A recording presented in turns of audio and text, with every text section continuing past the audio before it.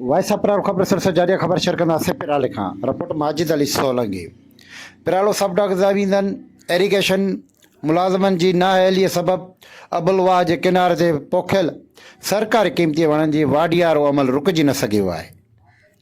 मुक़ामी माण्हुनि मूजिबि वणनि जी गैरक़ानूनी तौर ते वाढियार ॾींहं ॾिठे जो जारी आहे, जॾहिं त ज़मीनदार अमल मुकमल तौर ते अख़्तियारी करे वेठा आहिनि। ज़रनि जो चवणु आहे त वणनि जी कटाई बाबति शिकायतूं थियूं आहिनि, बावजूदि SDO ऑफिस मां ग़ाइबु थी वियो आहे, जंहिं सबबि कार्रवाई करण पर को बि मौजूदु न आहे। शहरनि ऐं समाजी हल्कनि सख़्तु ॻणती ज़ाहिर कंदे चयो आहे त सरकारी मिल्कियत खे नुक़सानु पहुचायो पियो वञे, पर एरीगेशन खाते जे ज़मीनदार तमाशो बणियल आहिनि। शहरनि मुतालबो कयो आहे त आला अख़्तियारनि खां तरफ़ां फौरी तौर ते नोटिस वठी गैरक़ानूनी वणनि जी कटाई रोकिजी वञे ऐं ज़मीनदारनि ख़िलाफ़ कार्रवाई कई वञे। जीअं